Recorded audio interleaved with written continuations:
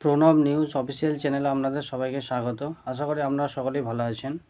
আজ একটি আপডেট দেওয়ার জন্য এই ভিডিওতে এলাম। তার আগে বলি, যারা চ্যানেলটি প্রথম দেখছেন আপনারা প্রত্যেকেই লাইক, শেয়ার, কমেন্ট ও সাবস্ক্রাইব করবেন। আর যারা চ্যানেলটি দীর্ঘদিন দেখছেন কিন্তু লাইক, শেয়ার করেননি, আপনারা প্রত্যেকে লাইক, শেয়ার, কমেন্ট ও সাবস্ক্রাইব করে চ্যানেলটির পাশে থাকবেন। যে আপডেটটি দেওয়ার জন্য এই ভিডিওতে এলাম সেটি আপার প্রাইমারিতে আরটিআই সংক্রান্ত একটি গুরুত্বপূর্ণ তথ্য। তো তথ্যটি জানার জন্য আপনারা শেষ পর্যন্ত এই ভিডিওটি দেখুন, তাহলে বুঝতে পারবেন। আপনারা প্রত্যেকেই জানেন গতকাল সুপ্রিম কোর্টে যে 26,000 চাকরি বাতিল মামলা শুনানি হয়েছে, সেটা থেকে আপনারা স্পষ্টতই জেনে গেছেন যে ওএমআরের কী গুরুত্ব।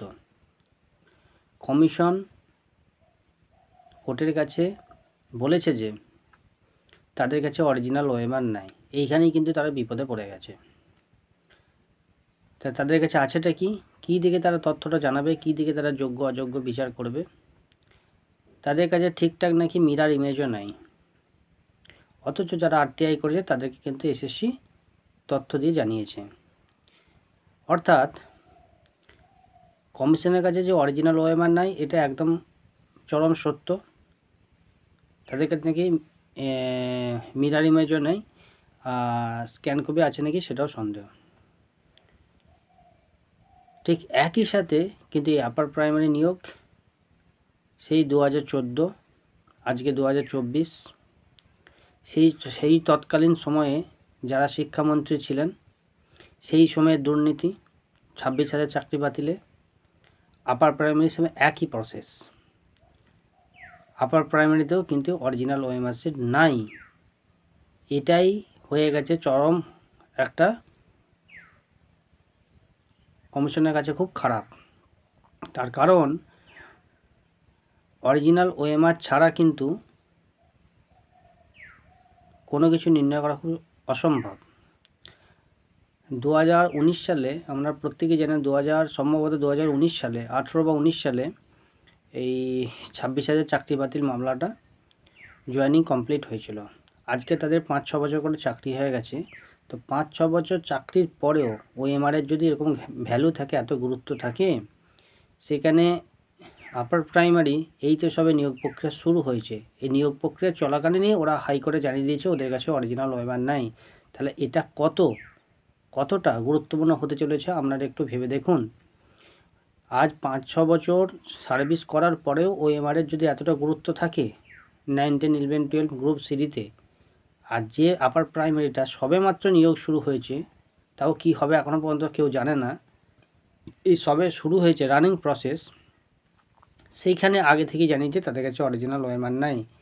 তাহলে এটা পরবর্তীকালে কোন জায়গায় যে দাঁড়াবে, এটাও যে পরবর্তীকালে 26,000 চাকরি বাতিল মামলার মতো অবস্থা হবে না, কেউ বলতে পারবে না।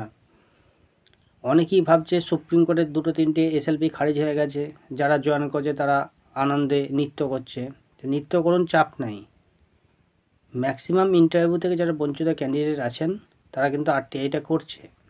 আর যারা এখনও আরটিআই করেননি, আপনারা আরটিআই করে রাখুন, 3টে প্রসেস কমপ্লিট করে রাখুন। আমাদের কিন্তু এটা চরম একটা পজিটিভ দিক হবে।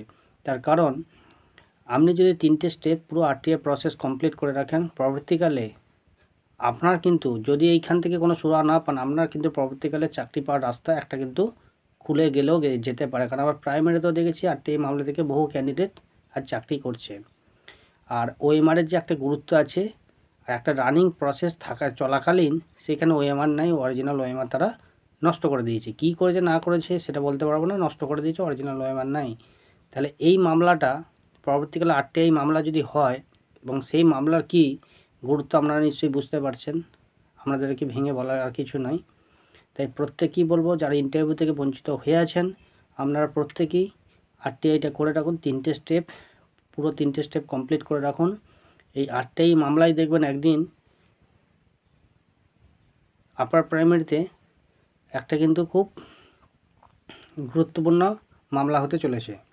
কারণ আরটিআই মামলা হবেই, কারণ সুপ্রিম কোর্ট থেকে যদি সুরাহা না পায়, ইন্টারভিউ থেকে যারা বঞ্চিত আছে ক্যান্ডিডেট, তারা যদি সুপ্রিম কোর্ট থেকে সুরাহা না পায়, তারা কিন্তু আরটিআই মামলা করবেই। আর আরটিআই মামলা করলেই অরিজিনাল ওএমআর, আর অরিজিনাল ওএমআর নাই একবার বললেই কিন্তু কমিশন কিন্তু সমস্যায় পড়বে।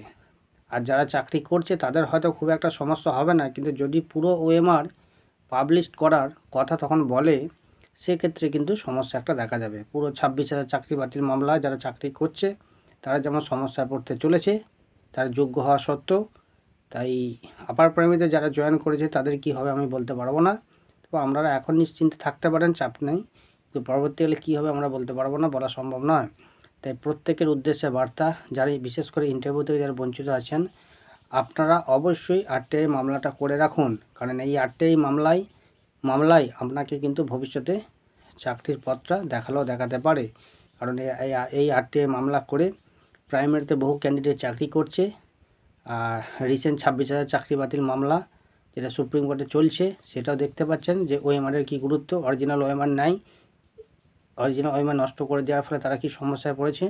আর 5-6 বছর সার্ভিস করার পরেও তাদের যদি এই সমস্যা হয়, আর আপার প্রাইমারি এই তো সবে শুরু হয়েছে নিয়োগ প্রক্রিয়া, তাহলে এইটা পরবর্তীতে কী হবে আপনারা বুঝতেই পারছেন।